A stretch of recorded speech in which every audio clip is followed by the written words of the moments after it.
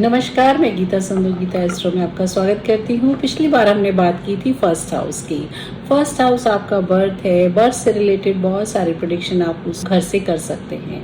अब हम आते हैं सेकेंड हाउस के ऊपर। सेकेंड हाउस जो एक आपका नर्चरिंग, आपकी केयर टेकिंग कैसी हुई है, आपके जो इनिशियल स्टेजेस हैं बर्थ की बाद की, वो कैसी हाथों में रही हैं, जिसका इम्पैक्ट आपकी पूरी लाइफ पर पड़ता है। वो माहौल, वो जो भी आपका स्टेटस रहा है, वो हम आपके सेकेंड हाउस से जान सकते हैं। कोई डाउट नहीं होगा अगर आप किसी का सेकेंड हाउस देकर उसके बहुत सारी प्रेडिक्शन कर दो और वो हैरान परेशान हो जाए कि आपको कैसे पता कि मुझे खाने में ये पसंद है, आपको कैसे पता है कि मेरी मनी ऐसे जगहों से आती है, आपको कैसे पता है कि मैं बोलते समय ऐसे शब्दों का यूज करता हूँ, आपको कैसे पता है कि मुझे आईज की कुछ प्रॉब्लम है, दांतों की प्रॉब्लम है, या सो ऑन। सेकेंड हाउस बहुत सारी चीजों के तालों की चाबी है। अच्छे एस्ट्रोलॉजर आपका सेकेंड हाउस देखकर पता लगा सकते हैं कि आपका बैकग्राउंड कैसा है, आपके दादा परदादा भी आपका लीनिएज है वो कैसा रहा है, आप कैसे घर से आते हैं, आपके पीछे की कहानियां क्या हैं। ठीक है, तो बैकग्राउंड हो जाता है फैमिली का, क्योंकि लीनिएज यहाँ से देखे जाते हैं। जो बच्चे यहाँ पर बहुत अच्छे बेनिफिट्स लेकर बैठे होते हैं, या जो भी जिनके भी चार्ट में बेनिफिट हैं,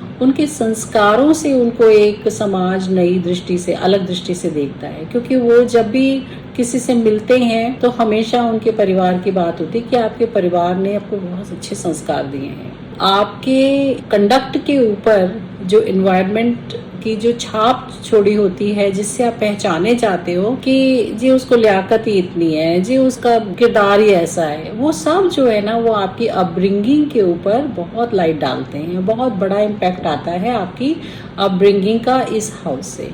तो जो लोग मैलिफिक लेके बैठे हैं, हो सकता है उनके चाइल्डहुड में डिस्टरबेंस रही हो, उनके ग्रैंड पेरेंट्स का साथ उनको नहीं मिला हो, और वो अपने घर से दूर हॉस्टल के एनवायरनमेंट में पैदा हुए हो, या कुछ ट्रेजेडीज हुई हो उनके चाइल्डहुड में, जिसकी वजह से उस ट्रेजेडीज के कारण उसका जो बचपन है वो बहुत अच्छा नहीं रहा। तो बहुत सारे ऐसे जो प्रेडिक्शंस हैं वो आप सेकंड हाउस से कर सकते हैं। चलिए जानते हैं कि यहाँ पर मेलिफिक्स क्या करते हैं, बेनिफिक्स क्या करते हैं, कौन कौन से सिग्निफिकेशंस हैं जिनको लेकर के आप इस हाउस की प्रेडिक्शन करेंगे। तो कहा जाता है कि सेकेंड हाउस जो है आपका वेल्थ, बोलबानी, आप कैसा बोलते हैं, आपके फूड और आपके फिनेंसेस, इन चीजों को लेकर चलता है। ये आपका हरिभाव भी है। इससे आप कितने पूजा में, आपके कुल देवता में, आपके घर के जो इष्ट हैं वो कौन है, और आपकी पूजा प्रार्थना किस तरीके की रहेगी, वो भी यहाँ से रेगुलेट होता है। कुछ प्लैनेट्स होते हैं जो बेनिफिक कैटेगरी में आते हैं, कुछ मेलेफिक कैटेगरी में आते हैं, और कुछ न्यूट्रल होते हैं। इसके अलावा कुछ और स्पेशल के स्टेटस भी होते हैं, जैसे कि वो रेट्रो हैं, या वो कंबस्ट हैं, कंजंक्ट हो गए हैं किसी के साथ में। जो शैडो प्लैनेट्स हैं उनका रिलेशन बेनिफिक्स के साथ कैसा रहेगा, मेलेफिक्स के साथ कैसा रहेगा। तो बेनिफिक प्लैनेट्स की कैटेगरी में आते हैं मर्क्यूरी, वीनस एंड मून। सन भी बेनिफिक ही है देखा जाए तो, लेकिन उनका थोड़ा डिसिप्लिन और हीट ऐसी है सन की कि वो एक डिग्निटी की वजह से, अपने हॉट टेम्परामेंट की वजह से, या अपने एक रॉब रुतबे की वजह से थोड़े से मेलेफिक कहे जाते हैं। लेकिन सन भी एक बहुत अच्छे प्लैनेट हैं जो यहाँ पर होते हैं। तो यहाँ पर अगर आप मान लीजिए कि सन की प्लेसमेंट है, तो सन आपके फैमिली बैकग्राउंड की कहानी बताते हैं कि you have an influential background at the time when you were born. तो आपके जो लीनिएज हैं उनका बड़ा रसूख रहा होगा, वो अपने जो सर्कमस्टांसेस रही होंगी उसमें उनको काफी इन्फ्लुएंशियल पोजीशन मिली होंगी, बैकग्राउंड अच्छा आता है, कुछ रॉयल्टी रही होगी, कुछ अच्छा स्टेटस रहा होगा। ये आपके फैमिली बैकग्राउंड को बताता है। और बहुत नॉलेज और बहुत लर्नेड लोग होंगे, रौब दाब रुतबा प्रॉस्पेरिटी सब कुछ होगा। फादर का एक स्पेशल रोल होगा आपकी अपब्रिंगिंग में। वो आपको डिसिप्लिन सिखाएंगे, वो आपको उठना बैठना सिखाएंगे, वो आपको बहुत सारी चीजों को रेगुलेट करना बताएंगे, और आपकी वाणी में कमांड होगी, कंट्रोल होगा। आप चाहेंगे कि जो आप कह रहे हैं वो सब सुने, क्योंकि सन तो ऐसे ही है ना। और फूड की बात करें तो फूड भी आपको सन के जैसा ही पसंद होगा। सन को वैरायटी ऑफ फूड पसंद है, तीखा पसंद है, उनको फूड का लेआउट अच्छा चाहिए। सो प्रेजेंटेशन पर भी आप ध्यान देते हैं, अगर आपको किसी को अपने साथ रेस्टोरेंट ले जाना है तो आप कॉम्प्रोमाइज़ नहीं करेंगे किसी आम जगह पर बैठ करके अपने अच्छे मोमेंट्स बिताने के लिए। आपको एक स्पेशल जगह चाहिए जिसका एम्बियंस अच्छा हो, जहाँ पर फूड बड़े रिस्पेक्ट के साथ में परोसा जाए। स्पेशली वो लोग कहेंगे कि चलिए किसी राजस्थानी वहाँ जिस पे चलते हैं कुजीन में, जहाँ पर प्रॉपर वो झुक कर सलाम करते हुए, खम्मा घड़ी करते हुए, बहुत रिस्पेक्ट के साथ आपको चंवर डुलाते हुए भोजन कराएंगे, क्योंकि राजा है ना, तो उनको ऐसी ही रिस्पेक्ट चाहिए। यहाँ पर अगर मून होते हैं तो ये इंसान बहुत खुशियाँ फील करता है अपने परिवार में। उसका जो इमोशनल कंटेंट है वो कहाँ जाके पूरा होता है? अपनी फैमिली के बीच। कोई भी ओकेजन होगा वो अपनी फैमिली के साथ ही वो सेलिब्रेशन करना चाहता है, खुशियाँ मनाना चाहता है, और उसका चेहरा बड़ा दमकता हुआ होगा। उसके चेहरे पर एक अलग सी पहचान होगी जो कि एक मून का सौम्य तत्व है, वो उसके फेस से रिफ्लेक्ट होगा, सुंदर होगा, स्किन बहुत चमकदार होगा। ऐसे लोगों को ठंडी चीज़ें पसंद है। मून ठंडे हैं और रस वाली चीज़ें पसंद करते हैं। रसगुल्ला पसंद होगा, खाने में मीठा भी पसंद होगा, चरपरा भी पसंद होगा, बहुत सारे तरीके के फ्लेवर पसंद होंगे। उनको खाना बनाने का बहुत शौक होगा, और जब खाना बनाने की बात आती है तो variety of food they would be loving to make and cook and serve, और सर्व करेंगे बहुत प्यार के साथ में। उनके घर में कोई भी आएगा तो वो सबसे पहले होगा कि कुछ खाया जाए, कुछ पिया जाए, उसके बाद बात करते हैं। तो ये मून का नेचर है। मून मदर की तरीके से नर्चरिंग करता है, और इनके अंदर अपने वात्सल्य का भाव सारे फैमिली मेंबर के लिए होगा, क्योंकि मून मदर है। चाहे बड़े हों छोटे हों जैसे भी हों, इनकी केयरिंग का तरीका ही मदरली होगा। सॉफ्ट बोलते होंगे, बहुत प्यार से बोलेंगे, क्योंकि माँ जैसा ही आचरण होगा। घर में जो लेडीज़ हैं, नानी है, मामी है, जो भी घर के बुजुर्ग लेडीज़ हैं, नानी दादी, उनका इम्पैक्ट इनके ऊपर बहुत होगा। माँ का इम्पैक्ट बहुत होगा, माँ से बहुत ज़्यादा बात करना पसंद करेंगे।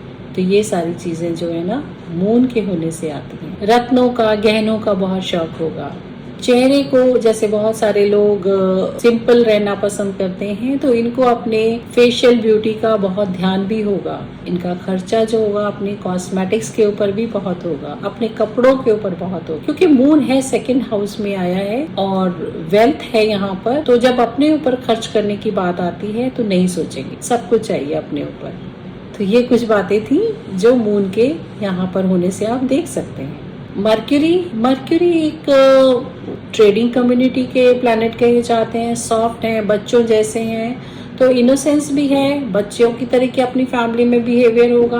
हो सकता है बात भी बच्चों की तरीके से करना चाहते हैं, वो बड़े भी हो जाते हैं, पर उनका इड़लाना, तुतलाना, वो सब बड़े होने के बाद भी वैसे ही अपने परिवार में रिफ्लेक्ट होगा।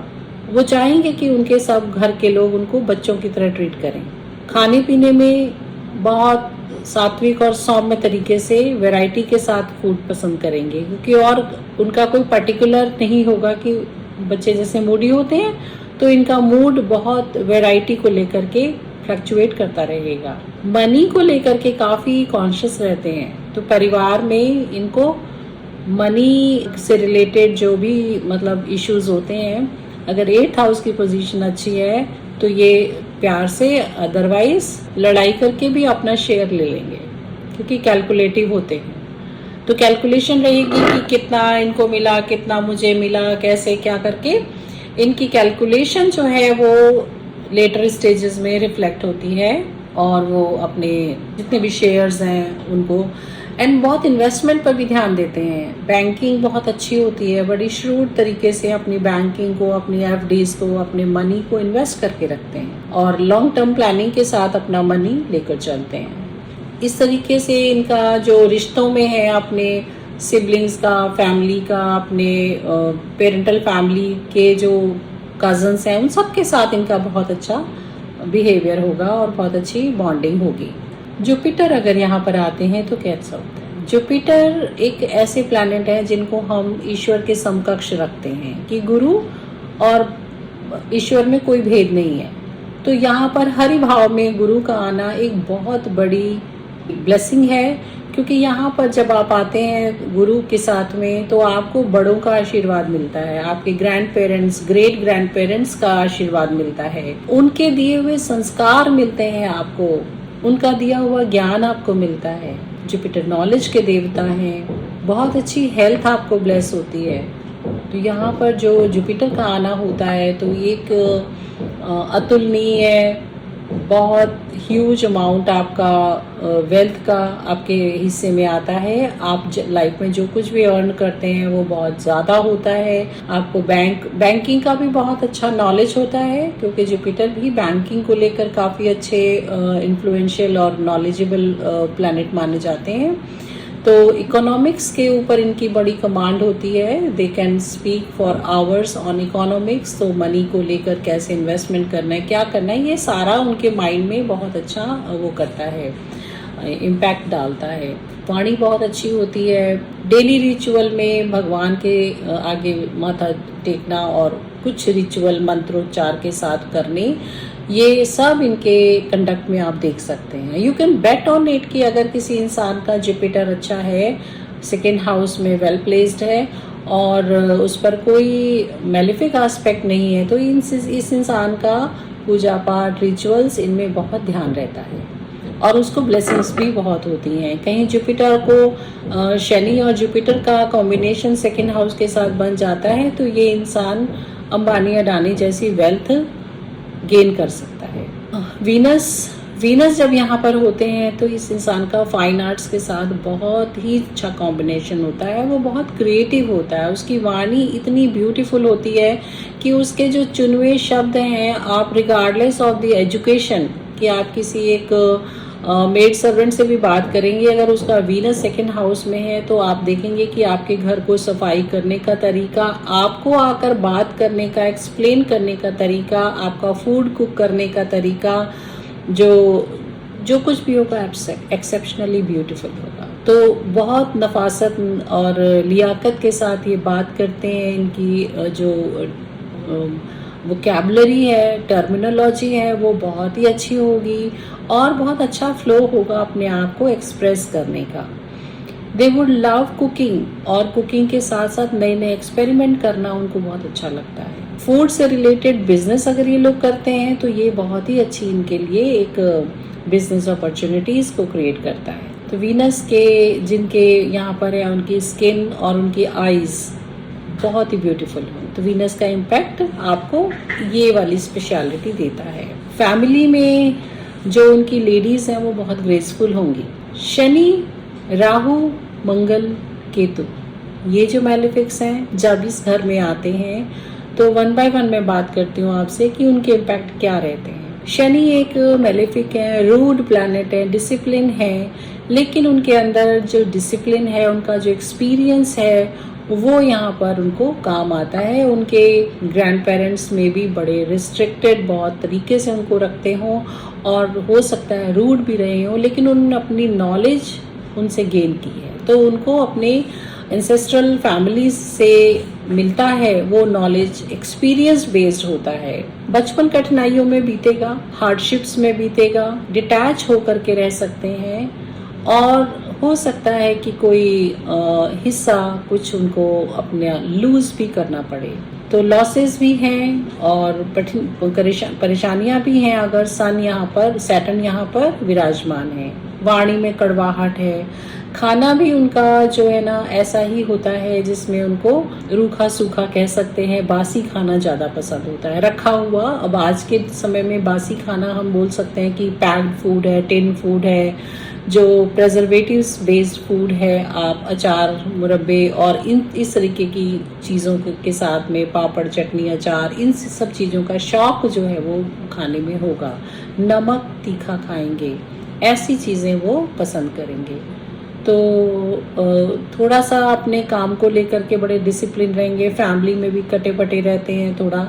अपना जो शनि के बेसिकली जो फीचर्स हैं वो यहाँ अब रिफ्लेक्ट हो रहे हैं। तो लड़ाई झगड़ा भी परिवारों में हो सकता है, क्योंकि शनि जहाँ होते हैं वहाँ पर कुछ ना कुछ बैकग्राउंड ऐसा डिप्राइव होने का या खानदानी दुश्मनी का, या खानदानी दुश्मनी में कुछ ना कुछ लूज करने का, ऐसा कुछ ना कुछ आप बैकग्राउंड देख सकते हैं। यहाँ पर अगर राहु आ जाते हैं तो राहु बहुत ब्रैगिंग करते हैं, तो बहुत ऐसा इंसान बड़ी बड़ी बातें बोलता है, ऊंची ऊंची बातें बोलता है, और खाने पीने का टेस्ट भी उनका बहुत ज़्यादा ऐसा होगा जो हर किसी के साथ बैठ के खाना नहीं पसंद करेंगे। ड्रिंक करने का बहुत शौक होगा, और जो दिखावटी फूड है ना, या फिर तामसिक फूड है, उसके ऊपर उनकी थोड़ी सी नज़र ज़्यादा होती है। तो टेस्ट बर्ड्स भी ऐसे होंगे जैसे राहु के हैं, क्योंकि राहु शोबाजी हैं, राहु को मेलेफिक कहा गया है। तो जो उनका फूड है तामसिक, नॉनवेज वगैरह की तरफ और अल्कोहल बेस्ड चीज़ों की तरफ उनका बहुत ज़्यादा अट्रैक्शन होगा।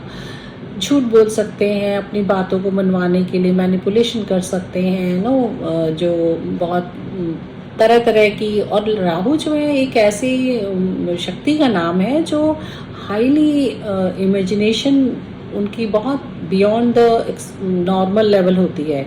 तो ऐसी ऐसी स्टोरीज बना सकते हैं किसी भी सिचुएशन में जो आपने कभी सोची नहीं होंगी। तो किसी को अगर उन्होंने मैनिपुलेट करना है, उसके लिए उनकी जो टर्मिनोलॉजी होगी वो कहाँ तक जा सकती है, you can not imagine.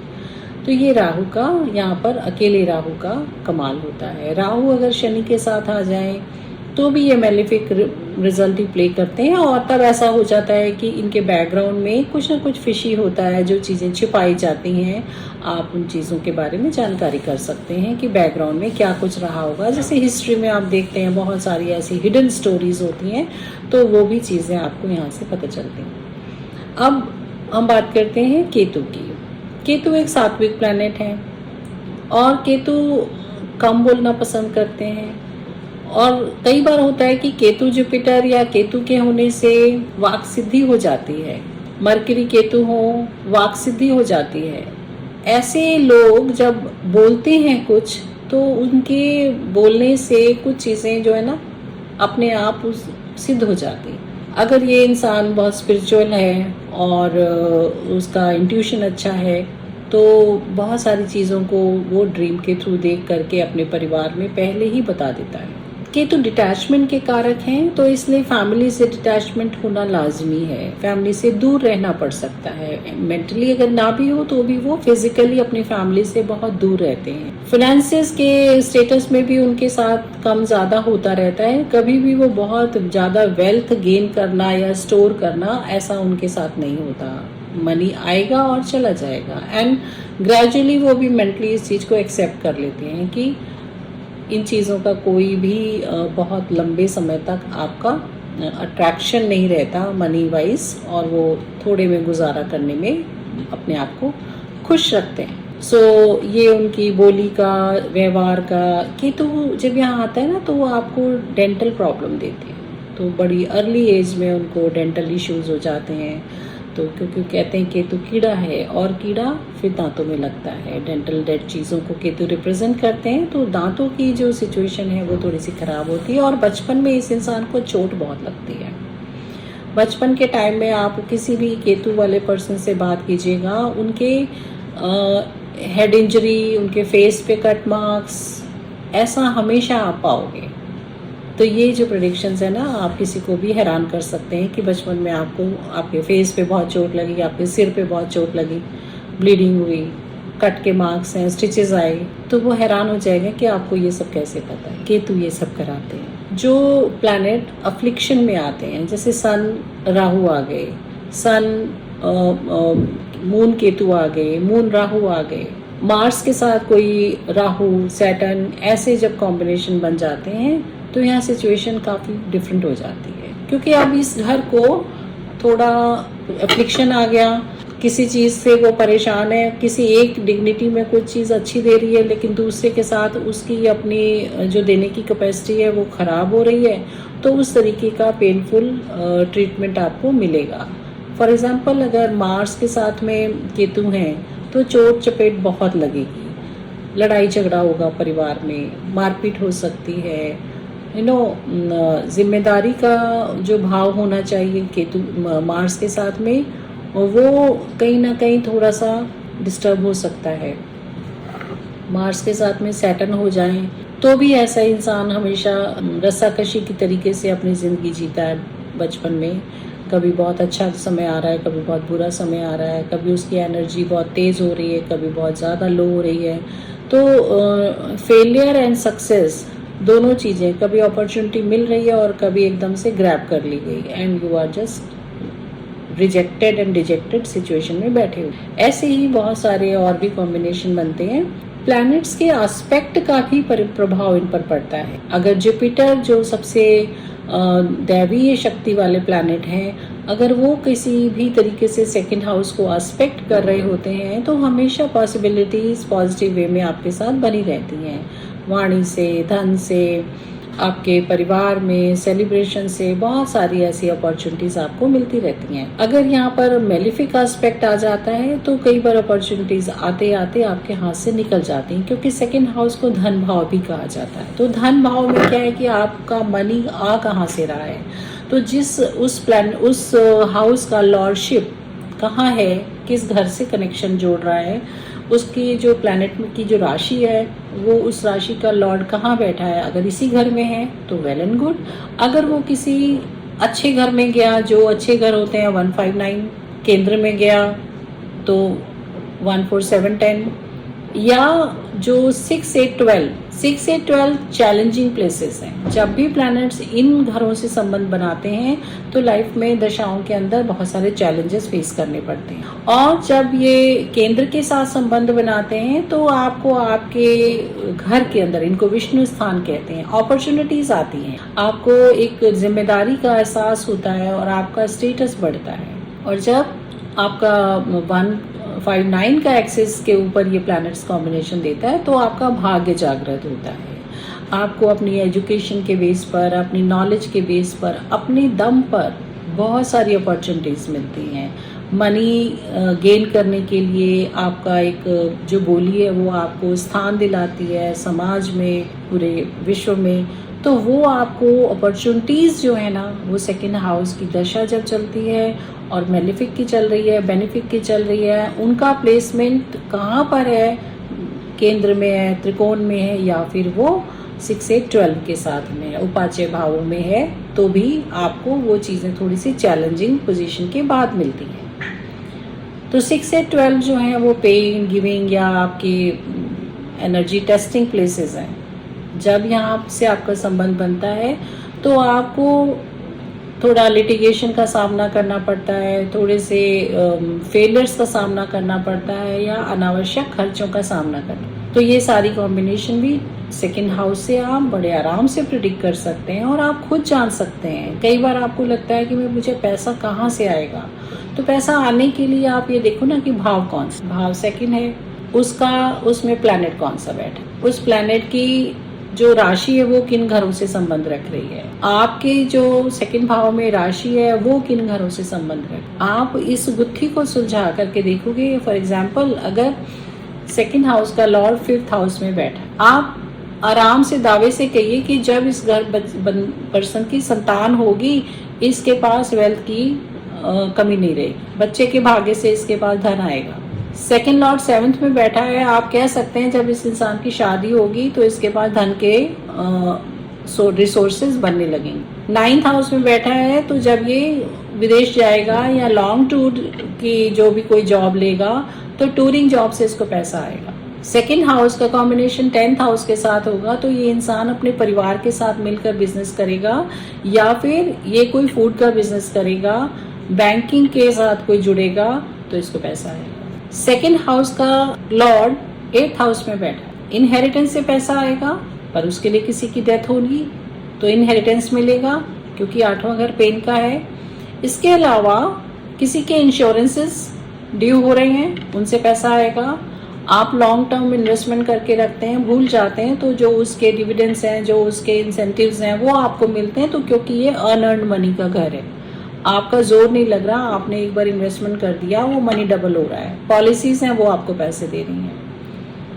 Audit करते हैं लोग, उनको पैसा आता है। जो कमीशन बेस काम करते हैं उनको पैसा आता है। तो बहुत सारे सीक्रेट्स हैं मनी अर्न करने के, वो डीकोड होते हैं हमारे सेकेंड हाउस के कनेक्शंस के साथ में। आपका परिवार आपका साथ देगा या नहीं देगा, आप सेकेंड हाउस से उसकी मजबूती जान सकते हैं। आपको फूड से बीमारी आएगी, मोटापा आएगा, आप सेकंड हाउस से उसकी पोजीशन जान सकते हैं। आपकी लड़ाई झगड़ों का कारण आपकी वाणी होगी, ये क्वेश्चन आप कर सकते हैं। ये आप किसी को प्रेडिक्शन दे सकते हैं कि जस्ट कंट्रोल योर टंग, अपने वोकेबलरी, अपने शब्दों का चयन बहुत समझदारी के साथ करें, क्योंकि सेकंड का कॉम्बिनेशन 6 के साथ हो रहा है। लड़ाई झगड़ा वो कहीं जाके 11th के साथ कनेक्शन हो रहा है, 11वां घर लिटिगेशन। तो द्रौपदी ने सिर्फ इतना ही कहा था ना, अंधे का पुत्र अंधा, कितनी बड़ी महाभारत हो गई। आप समझ सकते हैं, वाणी कई बार शस्त्रों से भी ज्यादा घातक प्रहार करती है।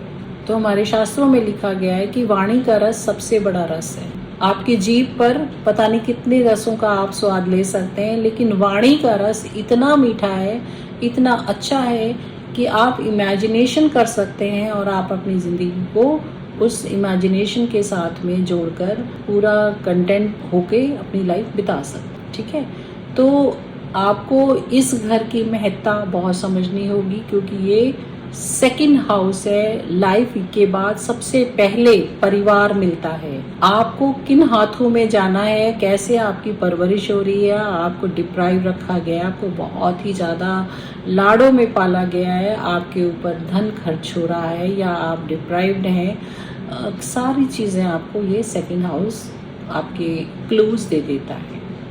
तो आज इतना ही, फिर मिलते हैं, थर्ड हाउस की चर्चा करेंगे।